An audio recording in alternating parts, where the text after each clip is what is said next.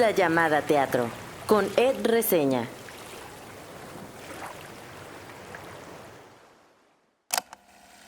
Triunfar para mí, que me gusta el clown, es que esto llegue a otras personas y que les mueva. O sea, platicar con las distintas generaciones después de una función y que me cuenten lo que ellos vivieron, ya triunfé porque alguien me está escuchando y alguien está aprovechando las cosas que estoy generando artísticamente y las aprovecha para su propia vida. Se completa el círculo y creo que eso es un triunfo. Gracias por entrar en esta isla. Yo soy Ed Quesada o Ed Reseña y en mi isla de las cosas que me hacen reír están los juegos de palabras, esos momentos donde yo mismo con algún error o caída he hecho reír a alguien más y por supuesto están las pláticas y chismes con amigas y amigos acompañados de unos buenos tacos o un pan dulce. Este es un espacio para hablar con creadoras y creadores del teatro mexicano. La voz que escucharon al inicio es la de Noemí Espinosa, actriz, directora y docente que dirige La danza que sueña la tortuga. Platicamos de este montaje, homenaje a los 100 años del nacimiento de Emilio Carballido, de cómo fue el proceso con el elenco, qué era importante para ella comunicar de esta obra y estos personajes, y de cómo ha sido el recibimiento del público. También le pregunté por su incorporación a la última temporada de Ernest y Bottom, como la enfermera. Por supuesto que hablamos de comedia, de clown, de su faceta dando clases y de otros montajes que ha dirigido, como We Did It y Zanahorias. Rumbo al final hicimos un breve repaso por algunas de las obras en las que ha actuado, como Guerra, El bien del país y Pedro Melenas. Sin más, es momento de entrar a la isla de Noemí Espinosa.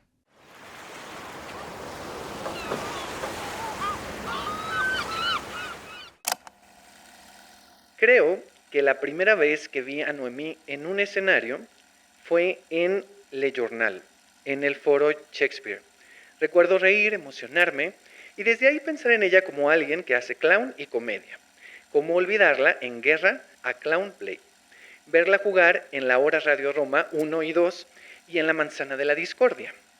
Ver a Noemí en escena es verla disfrutar, divertirse y divertirnos, pero también con precisión regalarnos personajes entrañables, como aquel de El bien del país, o su góndola con su globo Gondi en una de las escenas más entrañables y lagrimeables de Pedro Melenas, y la verdad, sin exagerar, de los últimos años del teatro mexicano.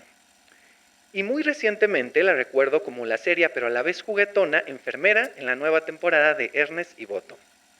También la recuerdo en Loon y en Pequeñas Grandes Cosas.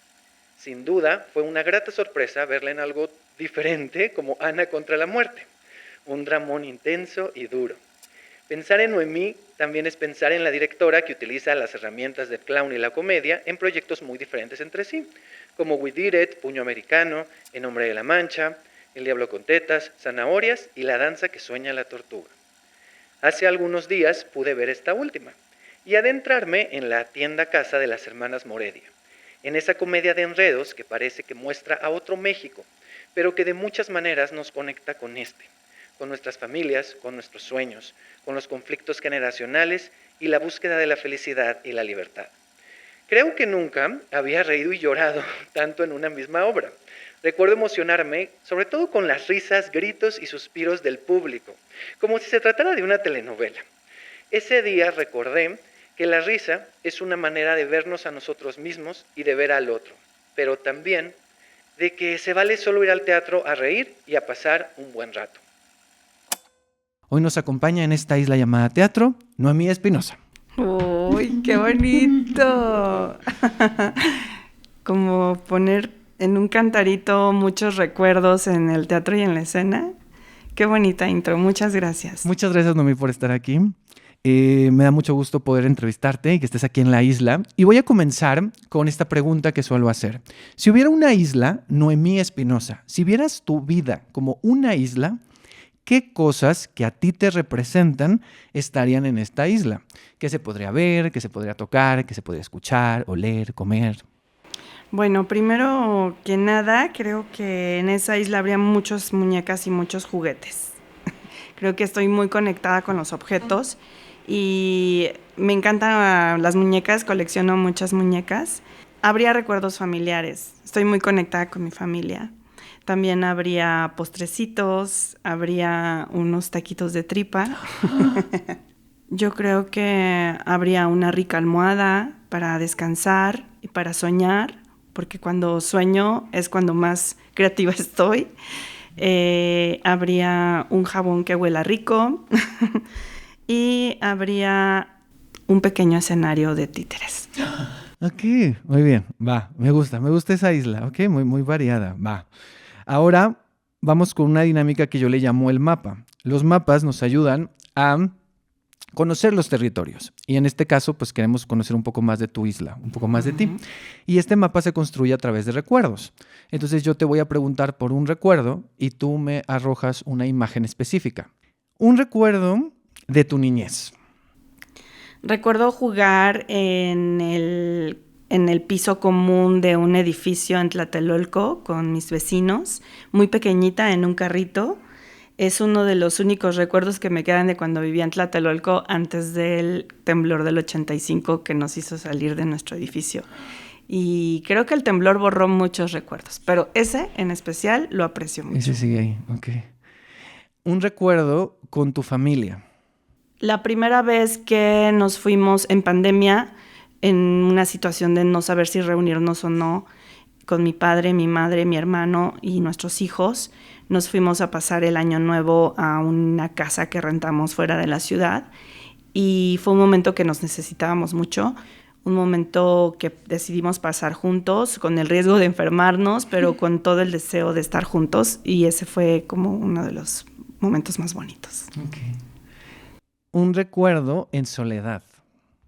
Creo que mi adolescencia en el periodo del CCH fue un momento donde aparentemente yo tenía mucha seguridad y una vida muy, muy tranquila y fue un momento donde me rompí mucho y creo que eso abrió paso a mi deseo por el teatro y justamente recuerdo estar llorando en mi cuarto sola, mirando a la luna y pensando que era un corazón roto que quería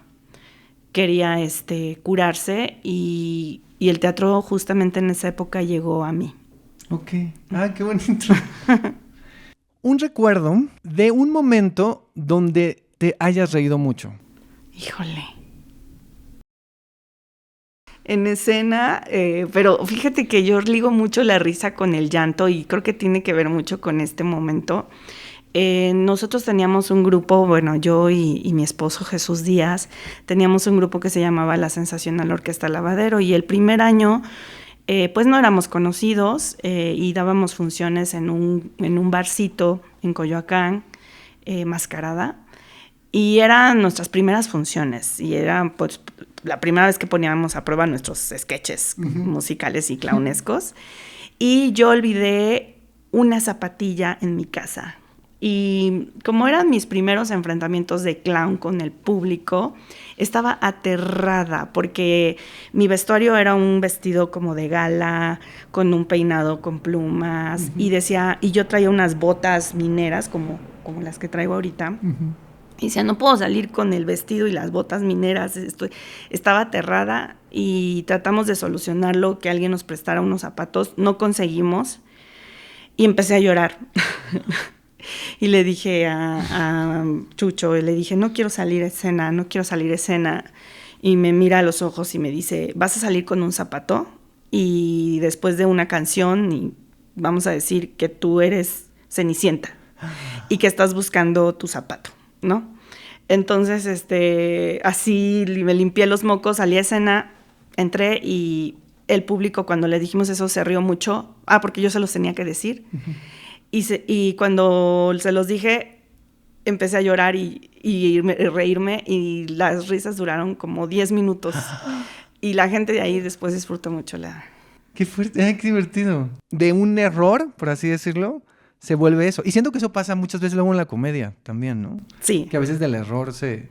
El error para las payasas y los payasos y los que hacemos improvisación es un regalo que hay que saber aprovechar. Interesante. Ahorita más adelante vamos a hablar de eso. Ajá. Pero seguimos con el mapa. Y ahora, primera obra de teatro que recuerdas haber visto. Bueno, de niña mis papás me llevaban mucho al teatro y a ver música y veía muchos títeres. Pero ya más grande, Opiniones de un payaso, dirigido por Martina Costa y actuaba Luis Mario Moncada. Lo fui a ver, sí, cuando estaba en la prepa. Ok. ¿Y qué recuerdas algo de esa obra? Pues recuerdo mucho las actuaciones. Luis Mario Moncada me impactó muchísimo y solo salí muy inspirada. Ok, muy bien. Y para cerrar el mapa, recuerdo del momento en el que decidiste estudiar teatro. El momento en que decidí estudiar teatro fue un Tin Marín A ver, échale. Porque yo estaba estudiando en la UNAM, en un CCH, y pues tenemos el pase automático. Yo ya lo había platicado mucho con mi mamá, porque con ella me gustaba mucho compartir mis ideas, y ya sabía que quería ser bióloga marina. Pero sí, yo iba a estudiar biología. Entonces, pero estaba en el taller de teatro y tuvimos experiencias maravillosas con ese taller, giras, funciones, en todos lados. Y fue llenar el formulario del pase automático que en ese entonces teníamos, y era un Tin Marín, biología, teatro, Tin Marín de doping, güey, cucarama, títere, cayó en teatro. Y no lo dudé, dije, sí, vámonos, venga, lo que sea. Me encanta. ¿Y no te arrepientes? Nunca, no. Creo que me arrepentiría de haber estudiado biología. Uh-huh. Qué interesante. No sé, a lo mejor estaría en Ensenada nadando con ballenas, investigando. A lo mejor. A lo mejor en un universo paralelo hay otra Noemí que sí fue... Ojalá. Mira, que hay otra realidad alterna donde el Tin Marín cayó en biología y estudió biología marina. Qué interesante pensarlo así. Imagínate, está bien. Y aquí está la que hace clown, la que hace teatro. Uh-huh. Vamos ahora, cerramos este mapa y vamos con una dinámica para acercarnos ya a la danza que sueña la tortuga. Una dinámica de palabras, donde yo te digo una palabra y tú me respondes con otra palabra. Comedia. Comunidad. México. Riqueza. Sueños. Navegante. Familia. Soporte. Emilio Carballido. Un sueño cumplido. Edadismo. A mi edad, conecto. Sensible. Machismo. Lucha diaria. Éxito. Conectar con el otro. Feminismo. Una guía para seguir adelante. Libertad. La que se da. Clown. Alma y corazón. Baile. Por dentro. La sensacional orquesta Lavadero. Sensible. Enseñar. Dicha. Mujeres. Libertad. Idiotas teatro. Amigos. Actuar. Alegría. Dirigir. Intensa. Reír. Necesaria. Y por último, teatro. El arte más hermoso. Muy bien. Entramos con La danza que sueña la tortuga, esta obra de Emilio Carballido, con tu dirección, que es un homenaje, conmemora el centenario del nacimiento del dramaturgo y que se presentó en el Festival Cervantino. Tuvieron funciones allá, actualmente están aquí en temporada, en el Centro Cultural del Bosque, en el Teatro Orientación. Y bueno, tienes un elencazo, ¿eh? O sea, yo cuando vi el elenco fui así como de, wow, está bien padre el elenco. Bueno, que ahí está Carmen Mastache, está Sonia Cowo, está Omar Betancourt, Cris Ramos, Jorge Zárate, Erika de la Llave, Berenice Riosé y Yadira Pérez Esteban. Y bueno, también el equipo creativo, la escenografía es de Mauricio Asensio y Ángel García, la iluminación y vestuario de Mauricio Asensio, el diseño sonoro y musicalización de Juan Pablo Villa y el maquillaje y la peluquería, que son importantes en esta historia, por supuesto, de Brenda Castro. ¿Y de qué va? ¿Cuál sería la premisa de La danza que sueña la tortuga?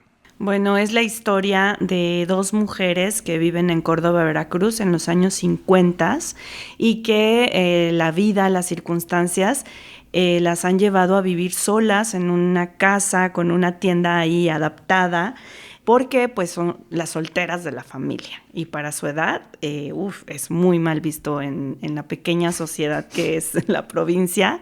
Una de ellas a causa de una afección en el oído tiene una confusión que la lleva a pensar que le han pedido matrimonio y esto desata una serie de acontecimientos en su propia vida y en la vida de su hermana que las hacen no solamente tener esta confusión y seguir con los planes del casamiento, sino también tener un despertar a una posible mejor vida. Y eso las hace actuar. Bueno, ya no digo más porque estaría revelando el final, pero principalmente es eso. Todo ocurre dentro de una familia tradicional, pero con sueños y con vacíos que están buscando llenar de alguna manera torpe o como pueden con las herramientas que tienen. Y bueno, es un momento único en su vida este. Sí, no, lo contaste muy bien. Y no spoileaste el final, que es muy bello al final. Vayan a verlo. Uh-huh. ¿Cómo llega a ti este proyecto? O sea, ¿fue una invitación? ¿Ya estaba el texto? ¿Tú tuviste que ver en la selección del texto? ¿Cómo fue esto?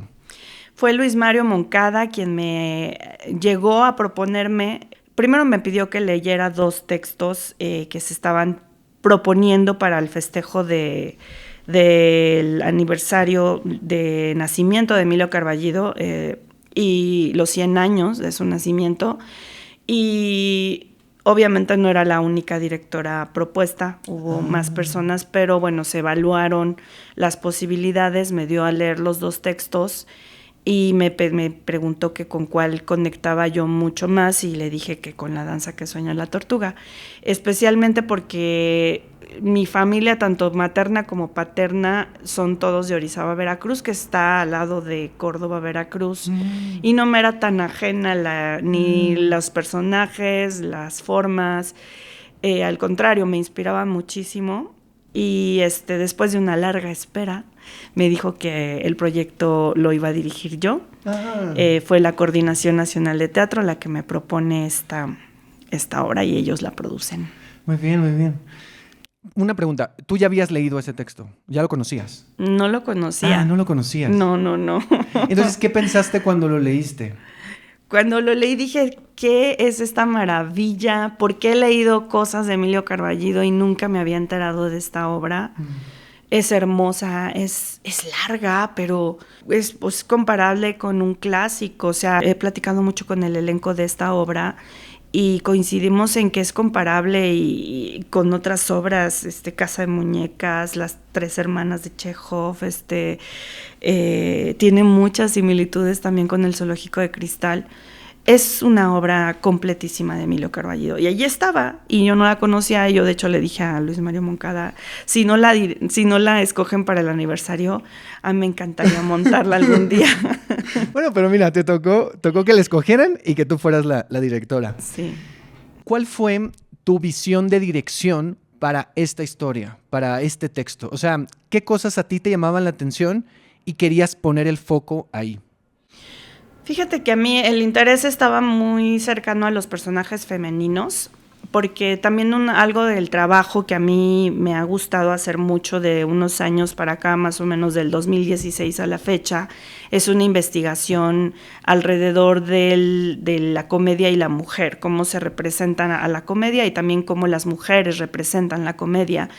Y algo que rescaté muchísimo de esta obra es la dignidad de los personajes femeninos y que aunque son personajes que conocemos en nuestra vida cotidiana, es la tía enojona, la tía soltera, podemos leer a los personajes de una forma completa, no estereotipada, no toma lo peor del personaje y lo pone para generar humor, sino toma todo el personaje, su sensibilidad, sus carencias, sus dolores y los pocos recursos que a veces tenemos para salir adelante, los pone en juego para crear el humor. Entonces, esa es una de las cosas con las que primero conecté y los personajes femeninos que dije, wow, Emilio Carballido, qué forma de escribir personajes femeninos maravillosos. Incluso los hombres, los personajes masculinos tienen una gran profundidad, ¿no?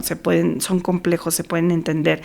Y se puede leer el porqué del machismo de la época y por qué lo replican los hombres. Entonces, digamos que es una obra que denuncia, pero también denuncia desde el entendimiento de lo complejo de vivir en una época así, en un lugar así. Claro, sí, sí, como que es muy, o sea, yo no conocía, tengo que decirlo, no conocía nada de Emilio Carballido, no había visto nada, no había leído nada. Y fue una grata sorpresa, y sobre todo por la época y por ver es justo todo lo que dices de los personajes. Y ahí, mientras yo la veía, decía, le tengo que preguntar esto, que tiene que ver con, claro, los personajes, una cosa es lo que hay en el texto, pero cómo eso lo trasladas a escena y le das vida a esos personajes. Porque también yo veía mucho que los personajes están también desde la corporalidad, ¿no? Y porque hay mucho chiste y mucho humor que nace de los silencios, que nace de los detalles, que no está en el texto o que está en el subtexto o está por ahí en algún lugar. Y yo siento, es mi interpretación, que ustedes lo toman y le dan esa riqueza. Porque hay personajes que no hablan, pero te estás riendo de lo que está pasando mientras el otro dice algo, ¿no? Uh-huh. O sea, pienso mucho en el personaje increíble que hace Erika de la Llave. O sea, todo el tiempo le están pasando cosas, reaccionando a lo que están diciendo, sobre todo ellas dos, que son como su contraposición, ¿no? Las hermanas. Entonces, sí. La pregunta específica es, ¿cómo fue el trabajo con tu elenco para darle vida a estos personajes? Bueno, leímos la obra, obviamente dimos una primera lectura y nos encantó, pero sí detectábamos desde un inicio algunas cositas que tal vez queríamos adaptar, que tal vez queríamos modificar. Entonces, pues por ahí empezó todo el camino de ¿hacemos una adaptación o la dejamos tal y como está? En un principio sí pensamos en una adaptación, lo platiqué mucho con la coordinación y estuvieron primero de acuerdo, pero cuando hicimos la lectura la sentimos con una naturalidad que ya nada más nos quedaban pequeños cabos. Bueno, ya fuimos trabajando, en el trabajo de mesa fue riquísimo, era sentarnos a leer una escena, a comentarla y obviamente que salían los recuerdos familiares, ¿no? Cada quien nos compartía las historias de la abuela, de la tía y escuchar a las maestras Carmen Mastache compartirnos, al maestro Jorge Zárate, a la maestra Erika de la Llave compartirnos, eso también nos inspiró muchísimo. Uh-huh.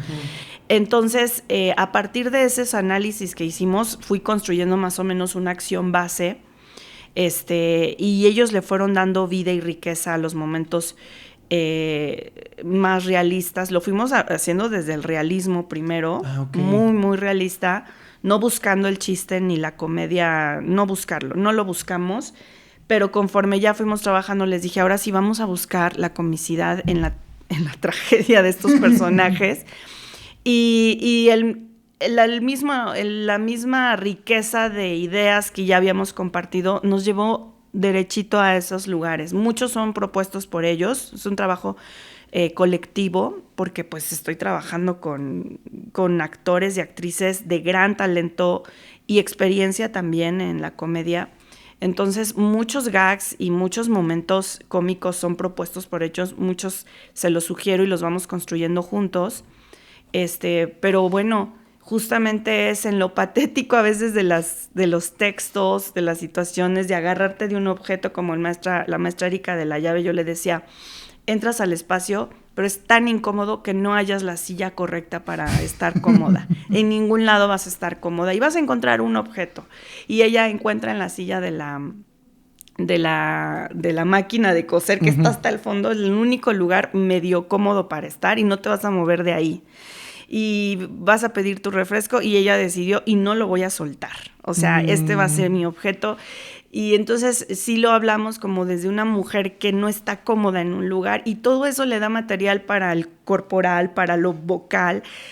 Es mucho de las sensaciones del personaje en el espacio y cómo se confronta con las otras personas. Claro, y esto último que dices, eso veía yo mucho, decía, qué padre la construcción de las relaciones de los personajes. O sea, es muy interesante cómo establecieron las relaciones y rápido el público lo entiende. Uh-huh. O sea, algo que a mí me sorprendió mucho y quiero entrar en dos temas. Uno tiene que ver con la recepción del público, pero va ligado un poco a lo que contabas ahorita de adaptar este texto o no. Yo veía la obra y decía, ¿a esto le habrán movido algo? Porque había cosas que a mí y había cosas que también yo veía que la gente reaccionaba, como de, ¡ah! Dijo esto. Sí, ¿cómo se atreve? ¿Cómo se atreven a decir esto? Pero a mí algo que me encantó, y tengo que decir es, no sé qué tanto respetaron por lo que dijiste ahorita, siento que sí, pero que es con el inicio, o sea, con que el inicio dice, Córdoba, Veracruz, 1954, dices, ya estoy dentro. Y todo me hace estar dentro. El espacio, el vestuario, la forma en la que hablan, lo que están hablando, ¿no? Me encanta esta admiración hacia México, la ciudad de... O sea, hablar de México como el DF, como este lugar de aspiración donde pasan las cosas, ¿no? Y... La pregunta es, ¿cómo fue el trabajo de estas cosas que les saltaron? De decir, ¿lo cambiamos, no lo cambiamos? Porque a lo mejor sí no hay una adaptación como tal, pero a lo mejor sí hubo cositas que decidieron modificar. ¿Cómo fue este proceso? Y al final, ¿cómo se siente todo el equipo con el resultado a este nivel de lo que están diciendo? Porque sí hay cosas duras que dices, ay, pero al final sí hay cosas que se sienten como hasta progresistas para su momento. Sí, totalmente de acuerdo. Bueno, para empezar, te digo, en unas primeras lecturas sí nos brincaba mucho, sobre todo a mí, porque también me siento muy responsable por ser profesora y entender mucho los movimientos y los pensamientos de los jóvenes actualmente. Me siento mucho en responsabilidad de cómo lo va a recibir, cómo van a recibir esto mis alumnas, ¿no? Siempre pienso en ellas, mis alumnos, mis alumnes, cómo lo van a recibir.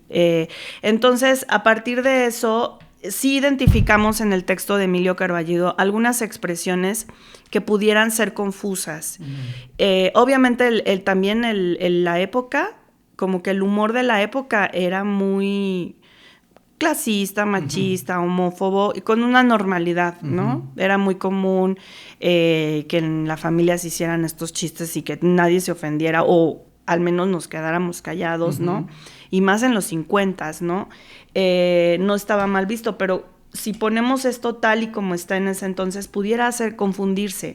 Y creo que Emilio Carballido también está haciendo una denuncia de decir...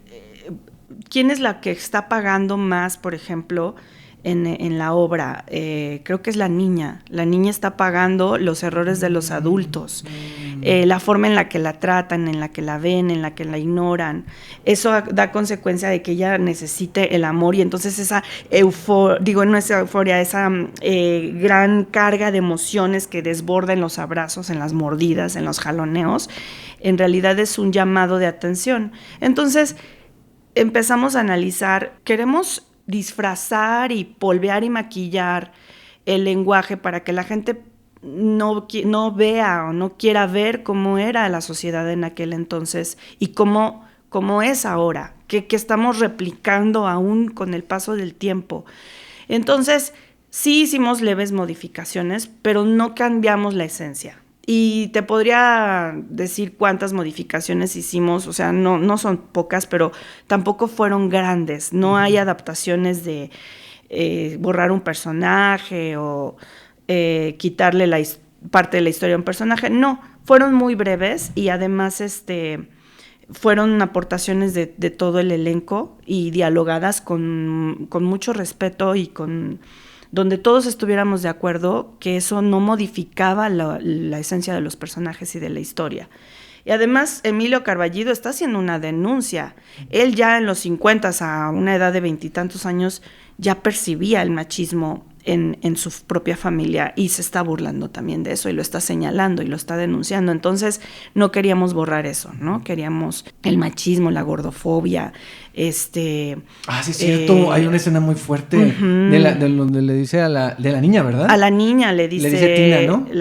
Tina, también eso lo cuidamos mucho, también cuidando qué carencias tiene Tina y mostrándolas que la hace ser así, ¿no? ¿Qué hay carencias en su propia vida? ¿Qué vacíos hay que le duelen? Que la hace hacer esas expresiones contra la sobrina o hablar de que las tías están viejas cuando ella está más vieja aún, ¿no? Sí, es cierto.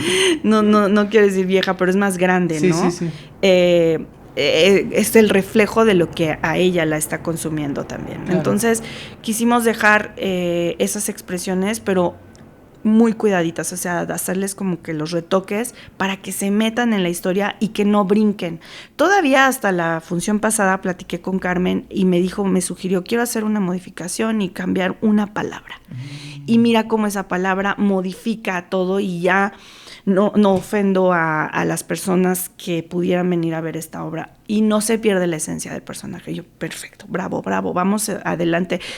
todos los días que veo la obra hago una sugerencia o ellos hacen sugerencias y vamos. También la dimos su recortadita porque si no hubiera durado... Es más larga. 3 horas, no sé. Sí, porque, o sea, hay que decir que dura 2 horas 20. 2 horas 20 con intermedio. Con intermedio. Pero si no hubiera durado mucho más y son cosas que... no quiero decir que son paja, pero reiteran la situación. Claro. Y ya el público es muy listo y va entendiendo muy rápido, Sí, entonces. sí, totalmente, sí. Esto que dices de la denuncia sí se siente, o sea, hay momentos donde yo lo siento y donde también lo siento, o sea, hay cosas que incluso es doloroso, te estás riendo pues, pero es doloroso que dices, esto no ha envejecido tanto, porque qué triste que siga pasando. O sea, hay ciertas cosas y comportamientos que siguen ahí y que es importante también seguir denunciándolos. Ahora, lo del público. Bueno, yo fui un jueves, gran día para ir, porque 45 pesos estaba todo el mundo. O sea, digo gran día, no solo por el precio, sino porque, claro, teatro lleno. Entonces, yo últimamente percibo, sobre todo en las comedias, de qué se ríe y por qué se ríe la gente. Pero aquí más que la risa, era la forma en que la gente se conecta. O sea, porque como dije en la intro, no solo hay risas, hay gritos, hay suspiros, hay momentos, o sea, la gente se involucra tanto con los personajes. Bueno, el final de la mitad, cuando es el intermedio, eso, o sea, aparece el personaje, bueno, todos así de... Entonces, bueno, es una cosa, yo me reí mucho por la obra, pero me reía más por las reacciones del público, porque yo estaba fascinado. Y sí, es una obra que podría ser larga, pero se pasa rápido, o sea, se te pasa, porque todo el tiempo están pasando cosas, todo el tiempo te puedes relacionar con los personajes. ¿Cómo ha sido para ustedes el recibimiento del público? A nivel, no sé si a nivel fuera del escenario, de comentarios, de que se hayan acercado con ustedes, pero también en el momento para tu elenco, porque claro, la gente se ríe y se paran, le siguen, o sea, ¿sabes cómo toman esas cosas? Pues fue muy rico el recibimiento porque además la montamos súper rápido. Tuvimos muy pocos ensayos con público. El primer público fueron nuestros propios alumnos y con todo y que había muchos problemas la recibieron muy bien. Yo platiqué con mis alumnas para saber cuál era su percepción. A partir de esa plática también todavía le hicimos muchas modificaciones para irnos al Cervantino mucho más puliditos. Pero desde el estreno aquí en la Ciudad de México fue impactante. O sea, no podía creer, yo quería llorar porque había voces no solamente de adultos que se clavan en la historia y les recuerda sus épocas, sino jóvenes también. Date cuenta, no lo hagas, ¿cómo? ¿No? Las mujeres también gritándole a Beto, no, mentira, no la quiere. En el Cervantino, me acuerdo, en el piso de arriba, cuando yo pensando, los de arriba no sé si están siguiendo la historia o no. Cuando Aminta le grita a Víctor casi al final de la obra, le dice, ya no vamos a hacer lo que tú nos digas porque no nos has dejado vivir nuestras propias desgracias y eso es lo que queremos, regarla. O sea, le está diciendo, nunca nos has dejado ni siquiera equivocarnos. Y por allá arriba grita un señor, ¡eso! Y toda la gente se soltó a la carcajada. Y bueno, que viniera de un hombre, también Dios decía, está llegándoles a ellos también. Le aplauden mucho a los personajes femeninos cuando empiezan a darse cuenta de ese texto de dice, no vamos a ser tus esclavas por siempre. O sea, sería una vida bonita. O sea, ella se casaría, yo le haría su vestido de novia, pero no nacimos para ser tus esclavas. Esa es una frase que nos llega a todos, a todo el elenco. Y día a día me cuentan las reacciones. Cuando yo no puedo ir, me avisan, no, el público estuvo así, ahora no reaccionaron tanto al inicio, pero al final. Pero sí, el intermedio, el que dices, es siempre nunca falla. Es que bueno. O cuando le pide la mano Beto a Víctor, también es un gritadero, parece partido de fútbol, no sé.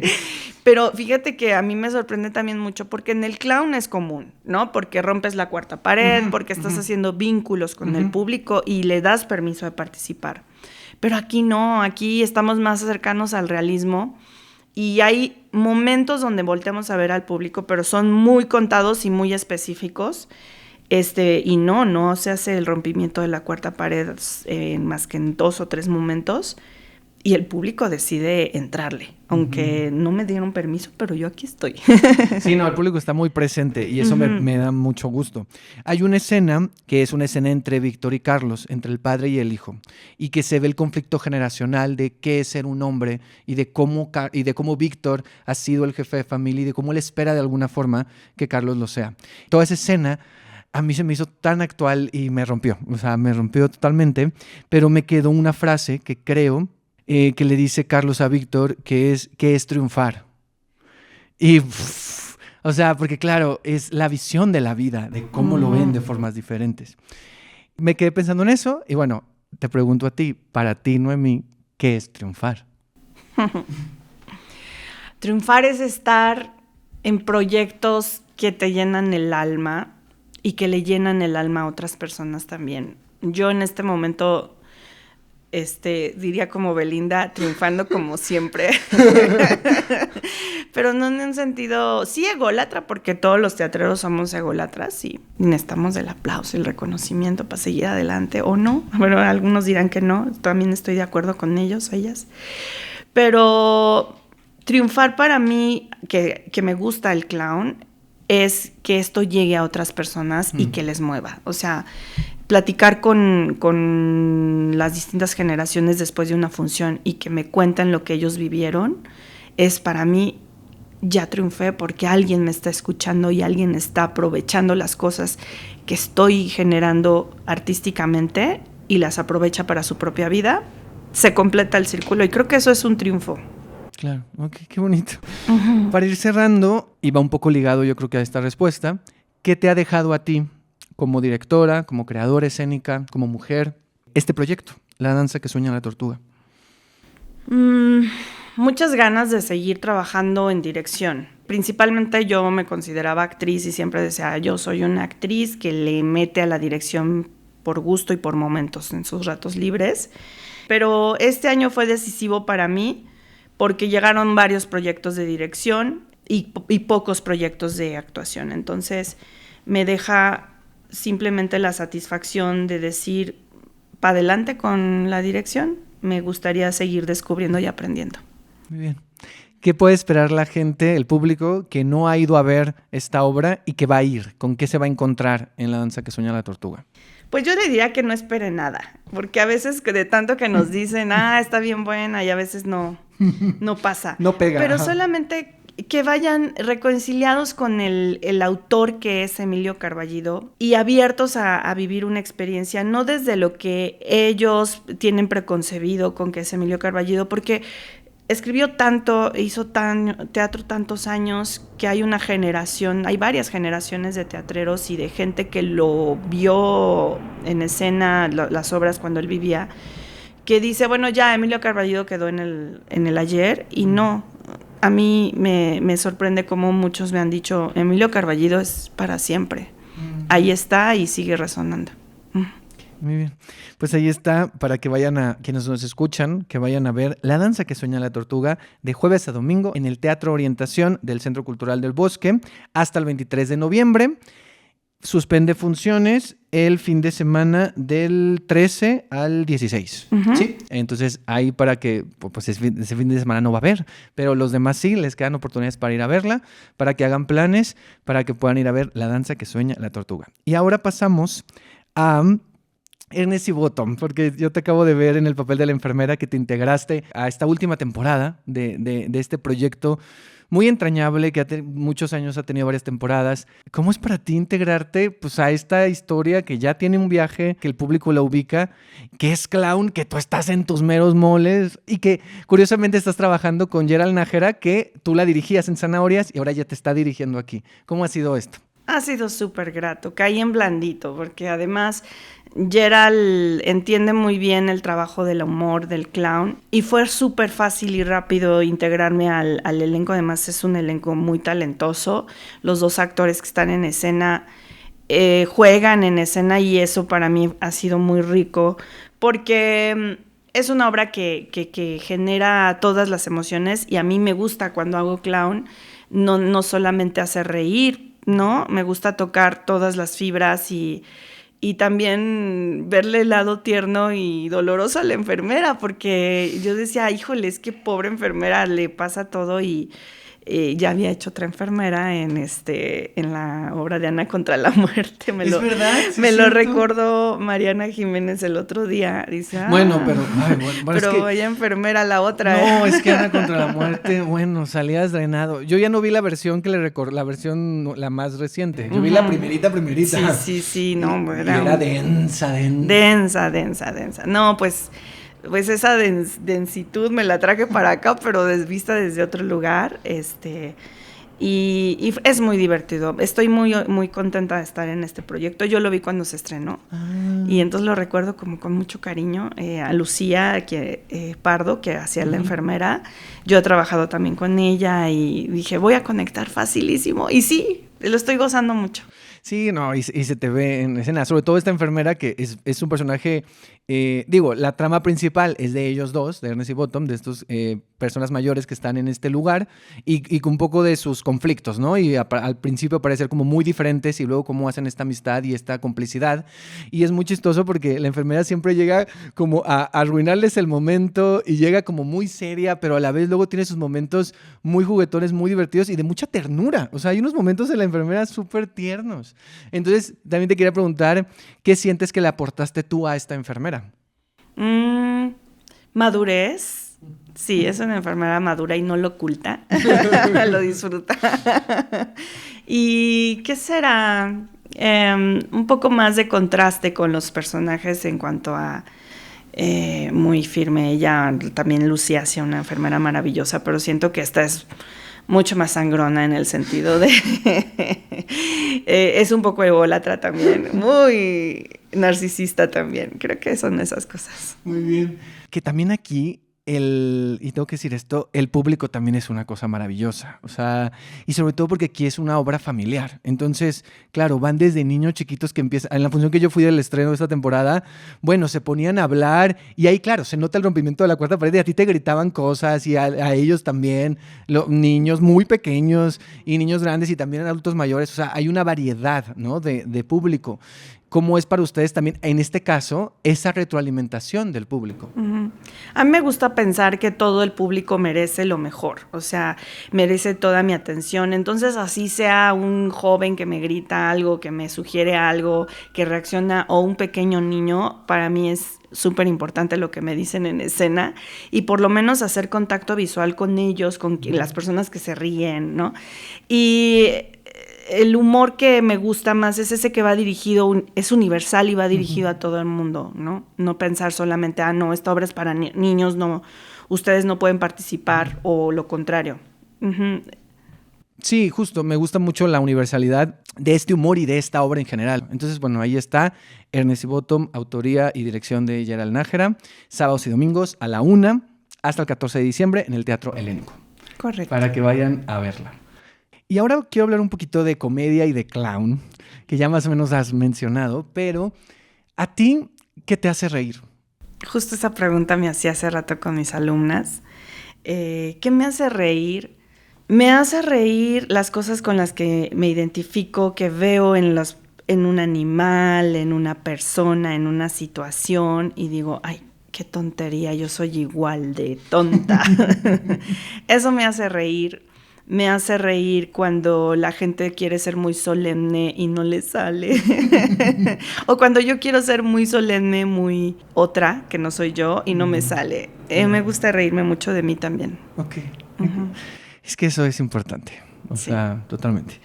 ¿Cuáles crees que son algunos prejuicios que se siguen teniendo hacia la comedia? O sea, la comedia como un género en la ficción. Pues es que en realidad la comedia es amplia, porque así como la risa tiene diferentes características en el ser humano, o sea, puede provenir de 1000 cosas distintas y puede ser un reflejo de muchas cosas que tenemos nosotros los humanos, así de compleja es la comedia. Entonces, creo que lo más importante, lo que ha hecho a estos prejuicios y que la ha hecho como un género casi menor, Muchos directores, de hecho, no quieren hacer comedia porque la consideran, primero, muy fácil de hacer, creen que es muy fácil de hacer, y luego la otra es que creen que no merece que su intelecto se volque en algo que solamente va a provocar risa. El prejuicio es que la comedia solo sirve para hacer reír. Ese es uno de los mayores prejuicios, o que la comedia solamente se genera burlándose de las vulnerabilidades de los otros o de ciertas situaciones. La comedia se puede generar desde lo más profundo de un amor, de un dolor, hasta una denuncia social. Entonces es muy compleja y muy difícil de hacer. Justo, sí, me parece que es complejo, pero me parece que hay justo este prejuicio también. Por ejemplo, lo vemos en las premiaciones en general, tanto de cine como de teatro. Pues cuando son como mejor obra, mejor película, la mayoría son dramas o son cosas más de ese lugar. A veces de repente ya últimamente cambia y ya vemos un poquito más de comedias o actores o actrices que han sido premiados por personajes de comedia, que es tu caso, cuando ganaste en el 2022 los Metro, Sí. por Góndola. Bueno, no, es que te juro que yo me muero, ¿eh? O sea, yo la vi 2 veces, Pedro Melenas, y yo me moría en esa escena del final. Sí, algo que me sentía más orgullosa, más que haber recibido el premio, es que me hayan dado el premio por hacer clown. Y en actriz principal. Ajá, también, en como ponerme a la par también de actrices que están haciendo obras, digo, con mucho respeto y muy serias, muy intensas, con mucho trabajo detrás, pues también en la comedia lo es, y me dio mucho gusto. Ahorita que hablabas de esto de que no es fácil hacer comedia, ¿qué crees que es lo más difícil o complicado de hacer comedia?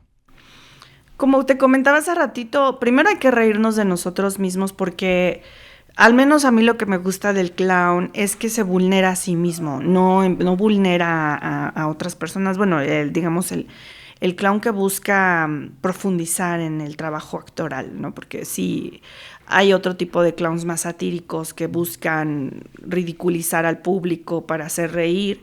En el que a mí me gusta hacer es donde uno se vulnera en escena para hacer reír. ¿Y cuál era la pregunta? La pregunta era qué era lo más difícil de hacer comedia. Ok, pues es entonces identificarte como una persona no perfecta, pero al mismo tiempo perfeccionar tu técnica. Saber que hay una técnica detrás, creo que eso es lo más importante y lo más difícil. Son años y años de analizar a los clásicos y encontrar tu propio sentido del humor, y siempre con respeto, porque pues abunda mucho la comedia de pastelazo, la comedia que ofende a otras personas o que habla de temas pues que ya políticamente duelen mucho. Muchos de los comentarios son, ya no se puede hacer comedia de nada porque todos ofenden. Y yo siempre pensé lo contrario, ¿no? Es que claro que sí, se puede hacer comedia de muchas cosas, pero de eso que tú haces comedia, de eso no entiendo y no me gusta. Estás dando en un punto al que quería llegar, o sea, que tiene que ver con la comedia en la actualidad, ¿no? Porque justo se escuchan muchos estos comentarios, no solo de la gente que sea ficción, por ejemplo, de los estandoperos, ¿no? O sea, mucho del stand-up como de, bueno, es que ya no se puede hablar mucho de esto y la. Y tengo la pregunta que es, ¿qué cosas antes daban risa y ahora ya no dan risa? Te diría que la violencia, pero la violencia sigue dando risa. O sea, y la violencia vista como algo natural, parte de nosotros, ¿no? Nosotros vivimos en medio de la violencia, o sea, es violento vivir.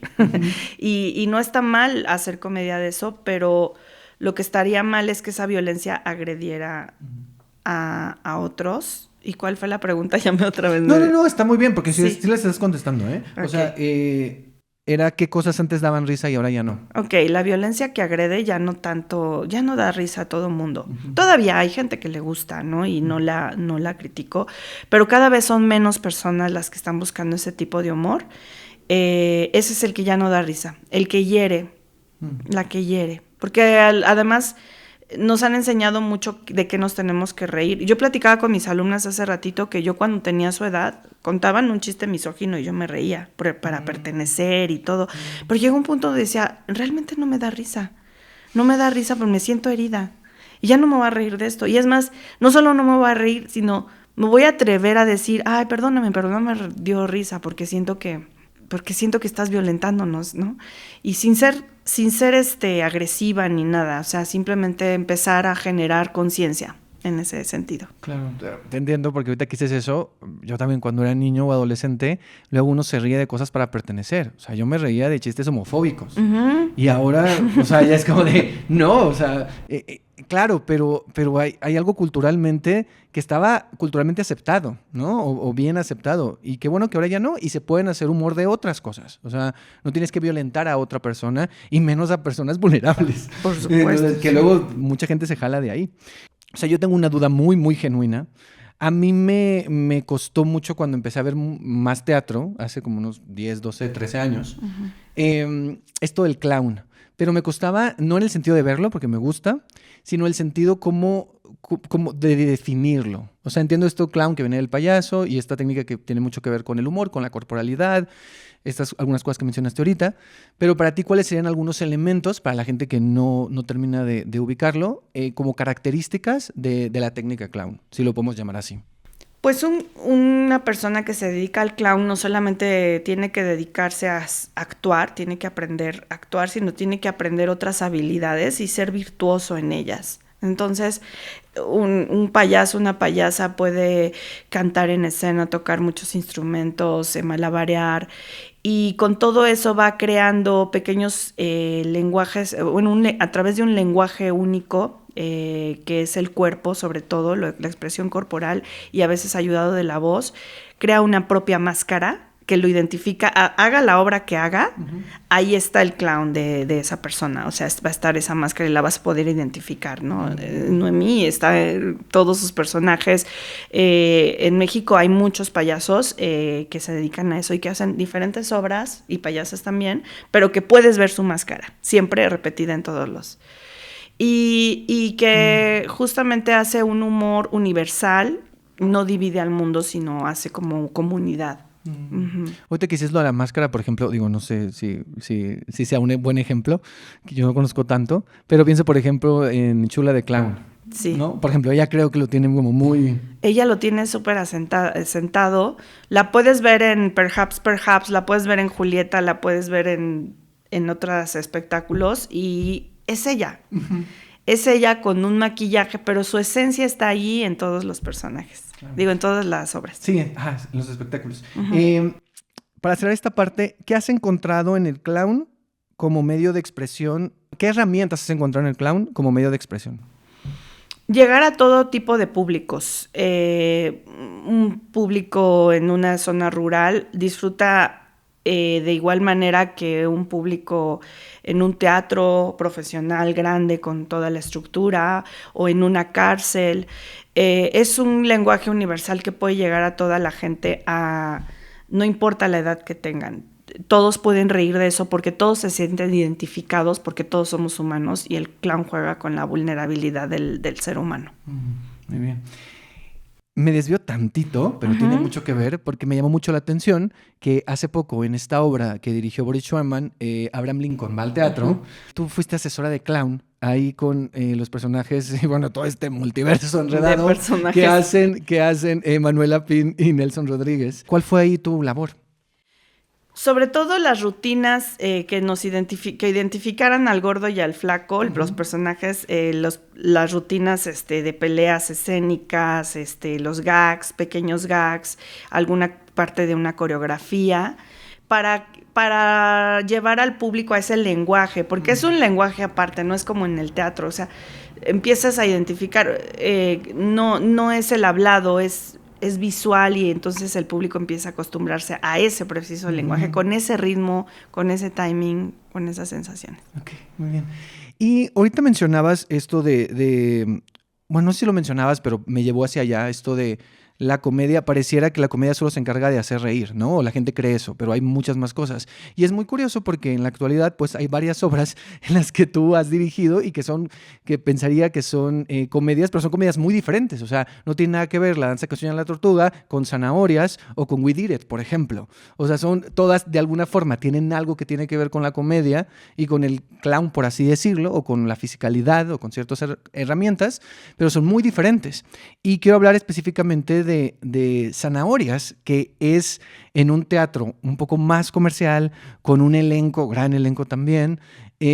¿Cómo fue esta experiencia de Zanahorias con un texto complejo?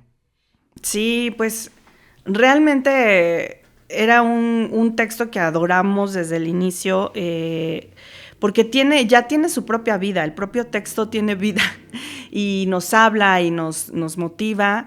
Para nosotros era navegar en una alberca divertida, con muchas pelotas, y era nada más aprender a nadar en ese texto.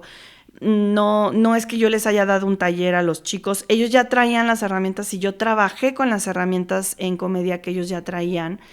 Por ejemplo, el proceso de creativo con Angie fue muy distinto que con Diana, porque Diana traía sumida una comedia muy, digamos, precisa y directa, y Angie es más intuitiva, ¿no? Entonces, primero conocerlos y aprovechar las herramientas que ellos ya traían y jugar con ellas y ponerlos a jugar en escena. Fue muy rico el proceso, también muy veloz, o sea, fueron pocos ensayos, pero todos los aprovechamos al máximo. Y es eso, navegar con el texto, con los personajes, rebasar los límites era como nuestra guía, los límites de estos personajes para dejar ver el lado B de los personajes, y un análisis también sobre nuestra propia sociedad y cómo el poder lleva al ridículo y a la exageración, conecta con lo que está pasando ahorita en muchos países, con estos extremos de ultraderecha y conecta mucho ahorita en este momento y fue muy, muy interesante. Sí, es un texto que se siente muy vigente, o sea, esta ridiculización hacia el poder y lo que hace la gente por el poder y todas estas máscaras que utilizan y que a veces es hasta ridículo. O sea, a mí la convención de los lentes me parece maravillosa, o sea, del personaje de Diana. De Gerald, que es... Diana usa los lentes pero Gerald y luego también le da unos lentes a Gerald. Es verdad. Sí. Pero esta convención de los lentes sí me pareció... Y ver el vacío que hay en esta gente que está ahí arriba, ¿no? Uh-huh. La marquesa, el conde, etcétera, etcétera. El vacío emocional que tienen de no poder tener sus propias emociones, una vida emocionante, y entonces recurrir a Le Paradis, ese lugar que para generar estas emociones de las cuales ellos carecen, y por eso los llevan al extremo de la depravación, ¿no? Por esta necesidad de sentir, no siento nada, por favor, vamos al extremo de la depravación. Claro, sí. Sí, ahí está Zanahorias, que bueno, cuando salga este episodio ya va a haber terminado la temporada. Y ahora quiero pasar a tu faceta dando clases. Has hablado mucho, y me da mucho gusto, sin que te haya preguntado, has hablado mucho de tus alumnas, de tus estudiantes. Uh-huh. Y yo te quiero preguntar, para empezar este bloque, ¿qué te interesa a ti comunicarle a tus estudiantes? O sea, ¿qué es para ti importante comunicarles? Primero, para mí es más importante conocerlas para saber qué necesitan, qué les puede aportar más información y más herramientas para la situación y el momento que están ellos viviendo. Porque yo tengo un montonal de ejercicios y un montonal de cosas que pudiera compartirles desde mi experiencia como actriz y ahora como directora, pero a veces yo me fui dando cuenta poco a poco que para los momentos que cada generación vive, tienen necesidades distintas. Entonces, me interesa mucho compartirles cosas que les puedan ayudar al momento que están pasando y para las cosas que ellos quieren expresar, darles las herramientas para que ellos expresen lo que en ese momento quieren expresar. Porque a veces les damos elementos que no les resuenan o simplemente dicen, ¿y esto para qué? ¿No? A lo mejor años después lo van a retomar y van a decir, ya entendí para qué. Y sí, es bueno también dar esa información, pero para mí es más importante reconocer en qué momento se encuentran, porque cada generación es muy distinta. Claro. Cada generación vivió cosas muy distintas, y más estas últimas generaciones que vivieron una pandemia, una pausa en su vida emocional, en su madurez, y que están viendo el momento histórico de una manera muy particular. Entonces, más que nada es darles herramientas para mí que les ayuden a expresar las cosas que quieren en este momento expresar, y también compartirles la seriedad de hacer un buen teatro y la responsabilidad de hacerlo. Como te digo, lo que me gusta del clown es que es muy responsable con el público. O sea, el público es todo para para el payaso. Y a mí me gustaría, no que hagan clown, por supuesto que no, ya ellas decidirán qué hacer, pero que tomen esa responsabilidad con mucha pasión, y eso ya las va a llevar, esa conciencia las va a llevar a buscar más y más y más herramientas para hacerlo cada vez mejor. Okay. ¿Qué has aprendido tú de tus estudiantes? ¿O qué aprendes? Aprendo que tienen su propio ritmo para aprender. He aprendido que tienen mucho que expresar y tienen muchos talentos, muy distintos todos, y que con eso se puede crear. Solamente hay que darles confianza, y también he aprendido a no querer imponer mis ideas y a darles su espacio y su tiempo. Sobre todo, caminar a su ritmo. Muy bien. Hace poco, bueno, justo los últimos 2 episodios de este podcast fueron dedicados a un especial que yo hice entrevistando estudiantes de teatro de diferentes escuelas. Y yo les hacía una pregunta que también te la quiero hacer a ti y saber, ya sabemos la respuesta de ellas y de él en cuanto a la visión de un estudiante de esta pregunta que voy a hacer, pero ahora me gustaría saber la visión de alguien que enseña, de una profesora. Y la pregunta es, ¿qué podría cambiar en las escuelas de teatro o de artes en general? No solo en este caso de la ENAD, sino en general. Tendría que haber más conciencia de parte de todos la comunidad, de hacer comunidad. Justamente eso. Para mí es relevante que los estudiantes no pasen por una escuela que no sienten que es su casa. Tampoco los profesores, ni los administrativos, ni la persona de limpieza, ni la persona responsable de nuestra seguridad. Porque el teatro es hacer comunidad y hacer colectividad.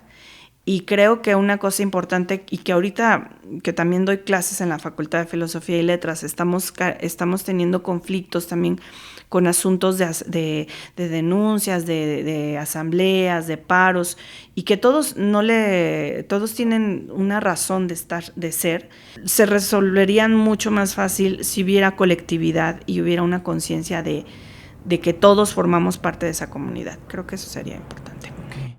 Para cerrar esta parte y conectar con lo que sigue, yo he visto varios exámenes de tercero y de cuarto que tú has dirigido, ¿no? Vi We Did It, vi El Diablo con Tetas y vi Puño Americano. Uh-huh.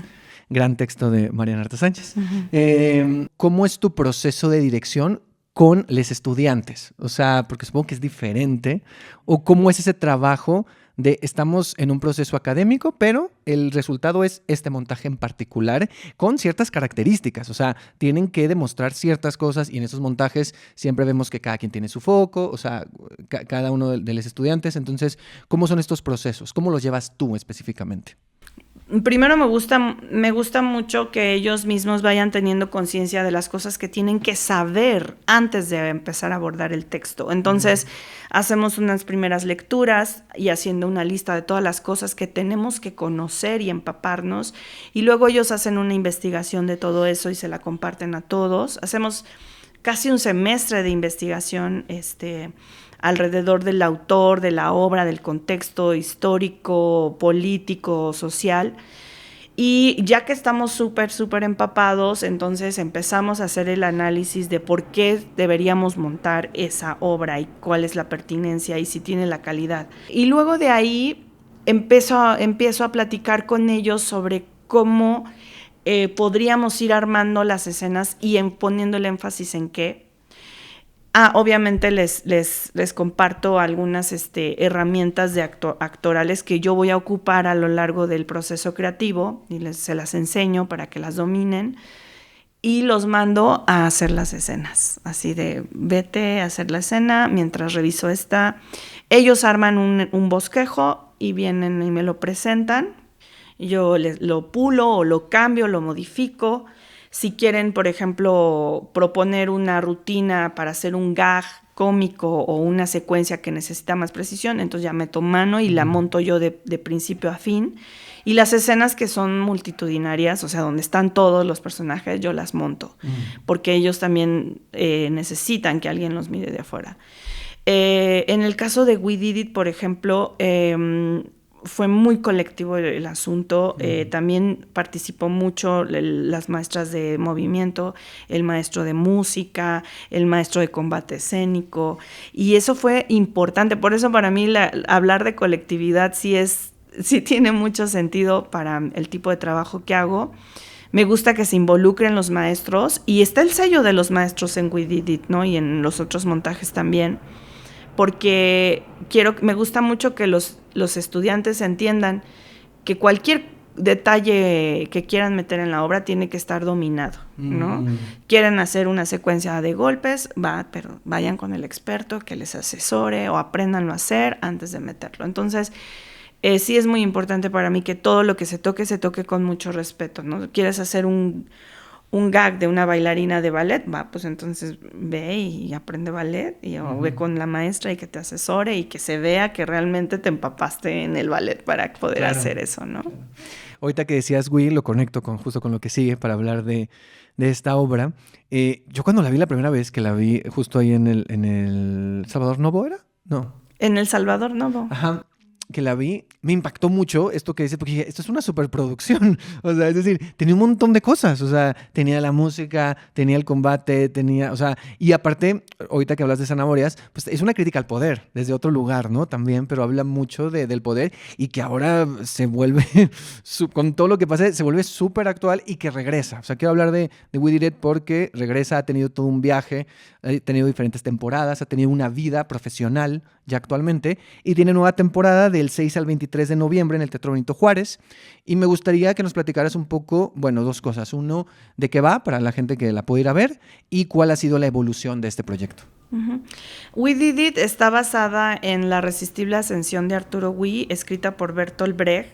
Él escribió esta obra en un periodo donde Hitler, no sé si se puede mencionar en tu podcast, claro que sí. Bueno, estaba ascendiendo justamente al poder, y como todo alrededor de él, la política y todos los conflictos fueron ayudándole para irse metiendo por la grieta del país para llegar al poder. Entonces, Bertolt Brecht escribe esta obra en el exilio, informándose con los periódicos y con toda la información, lo que le va pasando con la historia de Hitler, cómo va ascendiendo, pero decide hacer una obra denunciando esto, pero la traslada a Chicago de los 30s, con todo el asunto y todo el revuelo de los gángsters de aquella época. Y ese es el resultado. Nosotros hicimos una versión con clown y un poco y farsa. Hicimos una mezcla de clown y farsa.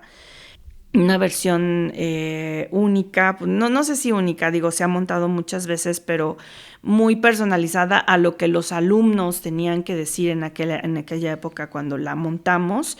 Y todo lo que estaba ocurriendo. Todavía no estaba resonando lo de Palestina, pero Trump ya había llegado al poder. Entonces fue muy significativo hacer esa obra en aquella época. Y bueno, de eso va. Y te preguntaba también un poco de la evolución. O sea, ¿cómo sientes que ha evolucionado y cómo llega ahora al Teatro Benito Juárez? Claro, la obra se monta con un fin pedagógico, ¿no? Eso es algo que hay que recalcar, porque los montajes que salen de la Escuela Nacional de Arte Teatral están hechos con un fin pedagógico. Entonces, si la gente viene pensando que va a haber una obra hecha para que el público entienda y vea y diga muy bien montado, no, es un proceso creativo para un fin pedagógico donde se tiene que acomodar para que cada alumno tenga un proceso de aprendizaje y de creación de un personaje.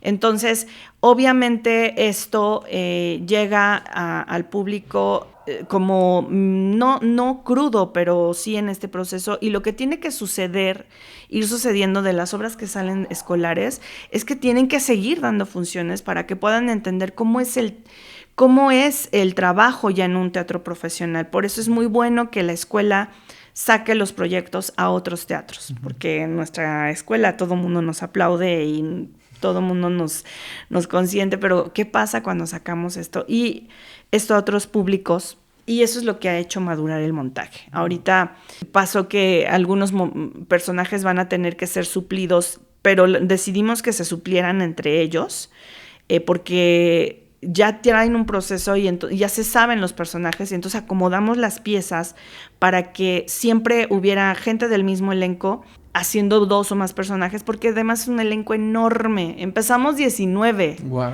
Creo que ahorita somos 14 o 15, no me acuerdo.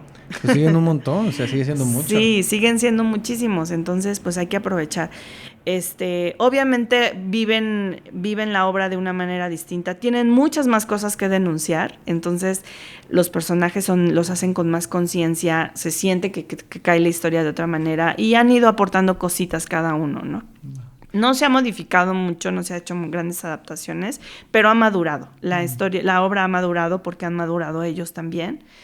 Y va a entrar Santiago Alfaro, se llama. Va a entrar también en esta temporada. Sí, vi. Sí, lo ubico y he visto su trabajo y se me hace muy padre que pueda integrarse. Sí.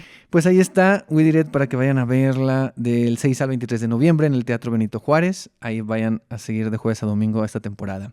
Y ya para cerrar toda esta entrevista, vamos a recordar un poco algunos de los proyectos donde has actuado. Entonces yo te voy a decir un proyecto y tú me dices una imagen muy específica, ¿va? Esto es rápido. Lo primero que te acuerdes de ese proyecto. Va. A golpe de calcetín. Plenitud. Guerra a Clown Play.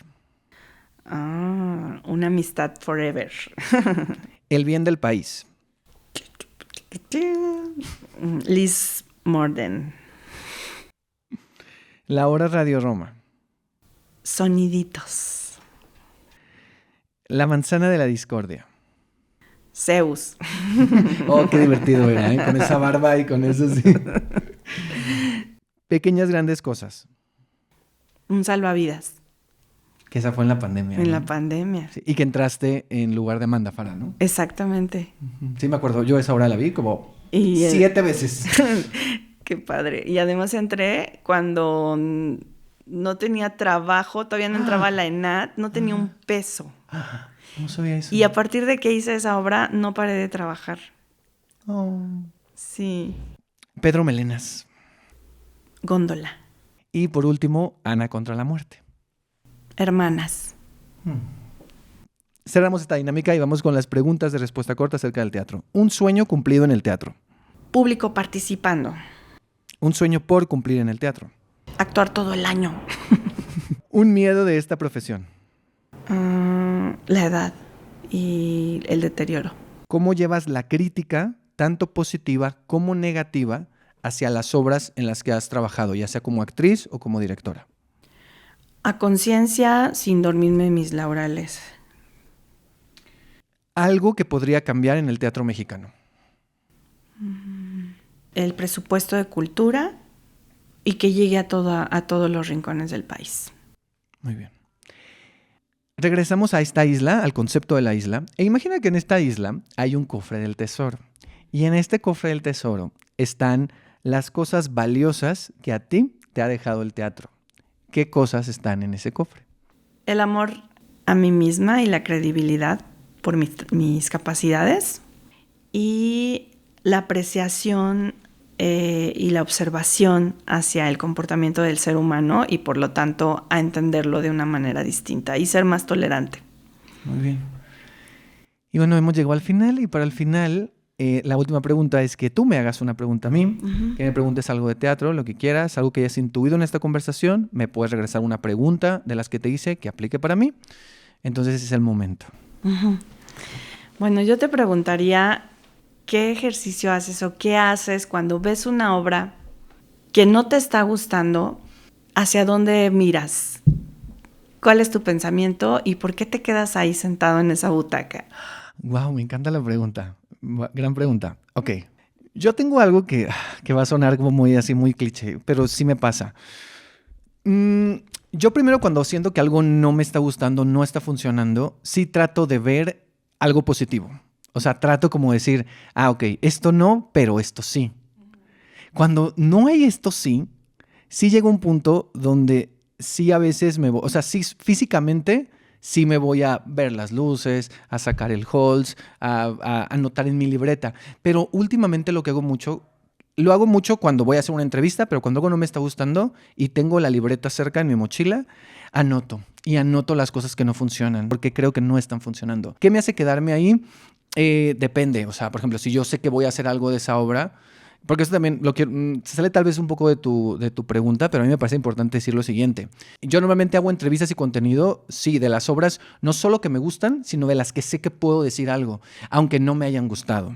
Y eso sí lo quiero dejar claro, o sea, porque me parece importante. Entonces hay veces que algo no me gusta y que digo, pero está interesante. Y hay veces que no me gusta y que siento que no hay nada que sacarle y que yo no puedo decir nada.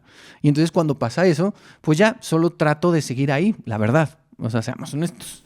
Pero pues depende de cada obra. O sea, obras malas hay muchas, pero yo creo que hay más obras que no es que sean malas, sino hay cosas que no funcionan, pero hay cosas que sí. O sea, yo sé que esto suena como demasiado noble, pero es verdad. O sea, yo lo veo y digo, sí, esto no está funcionando, pero esto sí. Y eso también es importante verlo. Entonces, no sé si contesté tu pregunta, pero más o menos eso. Sí, y no lo digo por el morbo, sino justamente a mí me interesa mucho saberlo porque, digo, has visto tantas obras y tienes ya tantas herramientas para analizarlas, porque has visto tanto teatro y has entrevistado gente, que justamente yo digo, ¿será que hace lo mismo que yo? ¿Cuál es su...? Es como un buen lector. Pues ya empecé un mal libro, ya lo voy a acabar porque tengo esta disciplina, porque tengo esta tarea, sí, ¿no? O sea, yo creo que yo nunca me he salido de una obra de teatro. O sea, que yo recuerde, capaz alguien me ha visto que me salga, pero que yo recuerde, me he quedado dormido en 2, pero por cuestiones de salud. O sea, de que decidí yo, de cansancio y de otras cosas. Pero sí pienso eso que dices del libro. O sea, así me pasa. O sea, es como de, no, ya lo empecé hasta el final. Claro, hay unas que las sufres más, la verdad. Y hay otras que no. O sea, que dices, a ver, ¿cómo terminan? Y dices, uy, bueno... Pero te interrumpí, decías. No, y eso que tú dijiste, completamente concuerdo. O sea, me pasa a mí también, pues uno tiene que ver teatro, ¿no? Y tiene que ver de todo. Y yo que me dedico a la docencia, a veces no me está llegando, no me está gustando, o no estoy entendiendo. Y eso me desespera. Y entonces primero conecto también con, bueno, me estoy desesperando por algo, ¿no? Quizás sea mío, pero también es responsabilidad de quien me lo manda, ¿no? Entonces... ¿Cómo haces tú? Te pones a analizar otras cosas o tratar de entender por qué no están saliendo las cosas, ¿no? Sí, pero esto que dices también me pasa a mí. O sea, porque a veces digo, a ver, ¿esto es algo mío o es algo de la obra? Porque a veces hay obras que nos chocan por algo que nosotros traemos con ese tema o con esos personajes. A veces no es problema de la obra, a veces es problema de uno. Y yo he aprendido y tengo que seguir aprendiendo cómo diferenciar eso. Porque hay obras que pueden funcionar, que conectan con un público, aunque conmigo no conecten. Eso está súper bien. Y eso es importante saberlo. No digo que yo lo haya resuelto y que ya lo maneje muy bien, pero es algo de lo que ya soy consciente y que estoy tratando de tener, ¿sabes? Está padrísimo, y ¿no? ahí vamos a ver. Pero bueno, te agradezco mucho, Noemí. Ya hemos terminado. Te agradezco mucho, en serio. O sea, que hayas venido, que hayamos hablado de muchos temas. ¿Algo que quieras decir para terminar? Pues... Está muy padre el proyecto que tú haces. Ya no quiero hablar de mí, más bien quiero agradecerte el espacio. Cuando me invitaste, te tengo que decir, era mi sueño que me invitaras. ¿En serio? Te lo juro. Wow. O sea, yo escuchaba las entrevistas, me caes súper bien. No sé, como oírte hablar de teatro, no desde el teatrero, sino desde el espectador, es bien rico. Es bien rico y me dan muchas ganas de ver lo que recomiendas, incluso lo que no está funcionando muy bien, pero que tú viste algo valioso. Digo, ay, qué padre que tenga ese ojo. Entonces, decía, ay, ojalá un día yo fuera su invitada. No, pues claro que no me va a invitar a mí, ¿no? Pero Oye, estabas en la lista, ¿eh? O sea, esto lo dije muy al inicio, yo tengo una lista así como enorme. Deben de haber cientos. Sí, bueno, era una lista así grandísima, pero sí a mí me interesa mucho encontrar el momento.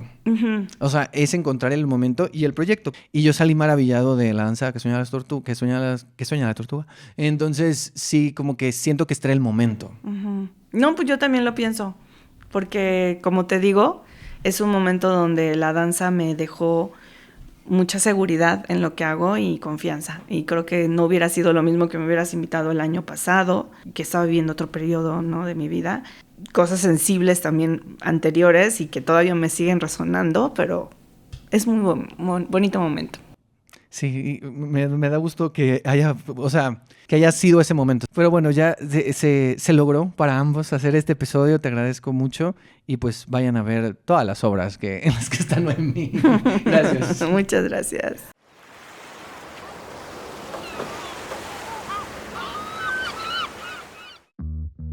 Recuerden que para más contenido, videos y recomendaciones pueden seguirme en @rcenateatro en Instagram y X o Twitter y en @rcena_teatro en TikTok. Ahí me pueden poner qué les pareció esta plática con Noemí. La verdad, yo la disfruté mucho. Ha sido uno de los episodios más largos de la temporada, pero creo que la plática estuvo muy interesante porque hablamos de muchas cosas. Y me interesaba hablar de todas esas facetas de Noemí, de la comedia, del clown, de la danza que sueña la tortuga. Por cierto, ahí también me pueden poner por mensaje privado qué les pareció la danza que sueña la tortuga. ¿Cómo la vieron? Si es que ya la vieron o si tienen ganas de verla. También, y si ya vieron Ernest y Bottom, bueno, que es una belleza, vayan a verla. También me comentan qué les pareció, lloraron, se rieron, se divirtieron, con quién fueron. Ahí echemos el chisme, pues.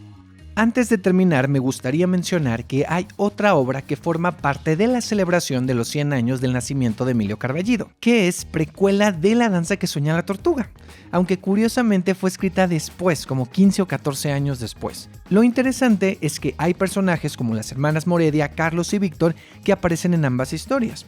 Si ya vieron La danza que sueña la tortuga, pueden ir a ver este montaje de Un vals sin fin por el planeta con la compañía Cuarto Riel y la dirección de Maritza Medina. Es otro elenco y otra aproximación a los personajes y al universo de Emilio Carballido, y se presenta de viernes a domingo en la Sala Javier Villaurrutia hasta el 16 de noviembre. Los viernes está a las 5 de la tarde y este viernes 7 de noviembre es la última oportunidad de ver a las 5 esta obra y a las 7 La danza que sueña la tortuga, o sea, las dos seguidas para completar el multiverso. Recuerden que La danza que sueña la tortuga sigue hasta el 23 de noviembre, pero no tendrá funciones durante el fin de semana del 13 al 16 de noviembre. Ahora sí, es momento de despedirnos y dejar esta isla. Gracias, muchas gracias por haber estado aquí. Nos escuchamos en un próximo episodio. Y si no, de seguro, nos vemos en el teatro. Bye.